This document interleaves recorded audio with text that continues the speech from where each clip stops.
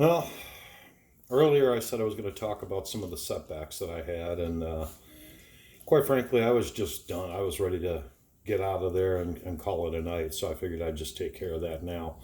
A couple of the things that I've struggled with because this project is completely scaled differently, and I don't just mean like fretboard length, I mean like think of string spacing. You're going to typically go off of either a template or you've got a string spacing rule. Well, there's nothing that's made for 5 strings. So that's uncharted territory. Same thing with like when I had the pickups designed. And shout out to the guys at Warp Core for getting that done for me. I mean, this, completely custom. You can't find a 5 string telly pickup set. They just don't exist. So these guys made them from scratch for me. It's literally the only pair in the world, and they're super cool. So, we had to work that out. It wasn't just a matter of spacing, it was a matter of, okay, well, if you're taking out 1/6 of the winding, okay, so now your pickup went from, whatever, say 8K of DC resistance down to, I don't know, what, 6K? Who knows? So, yeah, they were helpful and eager and anxious to support me with this. So yeah, they actually did some research and found out what the actual output of the Macabre pickups, the real ones, not like after Keith put in the humbucker, but the actual pickups themselves. What is their listed output? And they matched it for being on a 5-pole system. So we got that done. Secondly, again, think of how wide is the fretboard? Well, it's not as wide as a typical telly neck, say 1.5 inches at the nut. Well, that's for 6 strings. You have to scale that down. This thing is like about 1.5 inches. I want to say like 1.450 is what it turned out to be.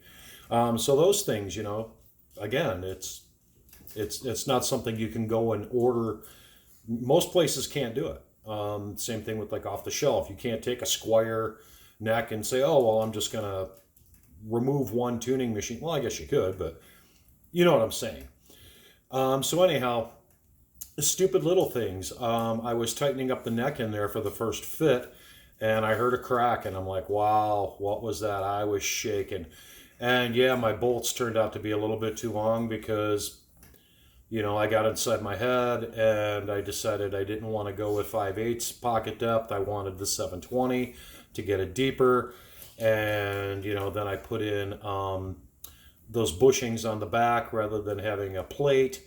And I didn't think about, hey, I'm altering this length. I'm lowering the neck deeper into the pocket. I'm raising the bolts higher into the body by having them recessed. And I got just a little bit too long with the bolts. And as I was tightening it, luckily I was doing it by hand with a screwdriver, but I heard crack, and it's like, wow, what is that? And sure enough, I cracked the fretboard at like the 21st fret. I was able to back that out and immediately clamp it in my vise and hit it with some CA, and it's fine. The top of the fretboard's a little discolored right now from where the CA is, but it's good. It didn't break all the way through, so I spent quite a bit of time on that, going through and looking at everything. Nothing else tore, nothing else broke. The pocket for the truss rod, which wasn't in there at the time, it's still fine and intact. So that was a lucky break right there. Then also, you guys saw where I drilled for the string through and the ferrules and all that stuff. Again, trying to do that by hand. And what I mean by hand is, with my position block and all that, because you can't do it. At least I can't do it on my drill press. The throat isn't deep enough to let the body in there. So I had to fabricate a block to make sure that I was staying 90 degrees on both X and Y axis to get it in there. And then where was I going to come out? So anyhow, long story short, the drill walked a little bit, and I think it's the B string. It wandered just a hair. So I had planned for that, and on the back where the ferrules come in, so let's say that like your drill comes up and it's here. Well, as long as you don't go all the way through, nobody really knows it. So If I had kept going, my drill was going to come here, but I wanted it here. Well, what I was able to do was back it out and let it run in again, and it got closer. And then when I position my ferrule, it covers that opening, so you can't really, if I didn't tell you it wasn't there, you'd never know it. But again, just little things like that where, the big boys, they've got these giant drill presses where, they can drill something in the middle of the body that's a foot inside, whereas I don't have access to that kind of equipment. So I have to engineer my own creative solutions. So that's a couple of the things that I was working with. Also, like you saw, I had to fabricate that nut because I wanted to make sure before I went any further, I don't know what to call it, the edge that the string will follow. You want to make sure that if you're at, say, a 50 thousandths gap at the nut, that gap, that distance between the string and the edge of the fretboard, you want it to be symmetrical all the way down. It shouldn't be tapering and things like that. And that worked out perfect. But I couldn't do it for sure until I had a nut on there, and I didn't feel like carving a bone nut just for that. So that was why I fabricated that thing out of walnut. And I'm sure there are a couple other things that I'm just not thinking of right now. Obviously, it's the next day. But yeah, that's where we're at. I'm waiting for the rain to stop. And as soon as it does, then I'll take the truck out to the shop and do a little more work. I'm hoping I can get the edge banding on there and get that piece taken care of. That'd be nice to have that in the books for tonight. And well, I'll update you as I go along. Thanks for watching. By the way, I'm just going to say this again. It is a popularity contest, and what I mean by that, in case you're not aware, all the unofficial participants, myself, contestants, we're being watched on this for like the number of subscribers, the number of likes on the videos, popularity, so the more popular I become with this, the better my chance to, hopefully make it to the finals. I saw what Texas Toast did, that insane 3-neck monstrosity. That thing is just nuts. I don't know how they managed to pull that off out of a kit guitar. I think the only thing that they actually used was the neck that Crimson provided. I think everything else is custom. That's insane. But anyhow, so yeah, I'm actually starting to trash talk these guys a bit, and just kind of, the squeaky wheel gets some grease, so to speak. There's no such thing as bad advertisement or bad publicity. So I'm calling them out because I'm looking at it like this, and hopefully you guys see where I'm coming from. The majority of these guys don't build guitars for a living. They don't do anything like this for a living. And quite a few of them, they think they know what they're doing because they've watched some YouTube videos or they've seen a guy do it, what have you. So they're taking a prefabricated kit, which is awesome. I mean, it's a high quality kit. And they're basically bolting it together, and they're like, yeah, I'm going to engrave seashells, and I'm going to paint some bubbles on it, or I'm going to inlay a little piece of wood here or there, or I've got a fancy paint job, that kind of stuff. And that's my, my custom guitar. And it's like, nah, it's an arts and craft project for you is basically how I'm looking at it. You're already given a thing that it's pretty much done. You just have to, put tab A in slot B, so to speak. Whereas Texas Toast, their piece is like way on the opposite. There's nothing standard on that thing.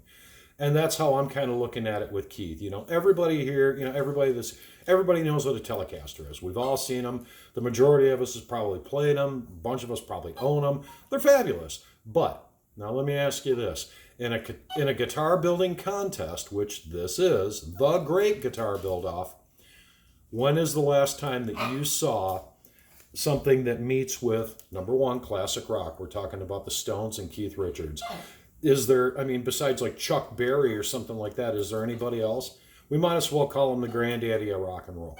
Number two, it's Keith Richards' number one Telecaster Macabre, which everybody knows. If anybody strings that thing up with 6 string, the first thing he does, snip, there goes the low E. So it's a 5-string Telecaster. Go into any music store, go on Sweetwater, go on, ZZ something, whatever. find me a 5-string. You can't, because it doesn't exist. So, and then I didn't take the cheap way out and build a 6-string and just cut off the low string. No, we're talking a custom fabricated 3D model designed in CAD by me, CNC machined, the whole 9 yards. I'm talking the saddles, everything. Completely custom, one of. Then add in the Macabre spec matching 5 pole piece custom pickups. Thanks again to Warp Core Pickups for doing that. We've got the original paper and oil Russian cap that Keith put in it. I got one. I found one. So I've got that that's going to go in there. That was a surprise I was going to hold off for later. But anyhow, you know, again, the neck, it's instead of an 1.650, it's an 1.5 because it's 5 strings. Again, it's not 6 with just a string missing. So add in all of that stuff, and I believe that I am representing what I want to call an actual great custom guitar. It's not an art project. It's not just, you know, I spray painted some stuff on there, or I did a little carving here, or I glued a Lego block to it. So that's why I'm asking for people to, you know, I'm not looking for a pat on the back or something like that. I'm just looking for the opportunity to be included in the finals of this, where I can show off my stuff and hopefully get, you know, a little recognition. Maybe it brings a little more business my way. That would be cool. But that's the stand that I'm taking. I'm hoping you guys are picking up, you know, what's in my noggin up here. So for that reason, if you guys would be so kind, click the like button, hit the stupid little subscribe thing. That way you know the next time I put out one of these funky videos. And it's obvious, I don't do videos. I don't do this stuff for a living. I admit it, I suck. I watched my first video. I'm like, oh my God, I look like an idiot. And how come nobody told me I had that damn hair hanging off of my ear? I was like, Jesus Christ, pull that thing off of his head. What the hell's the matter with him?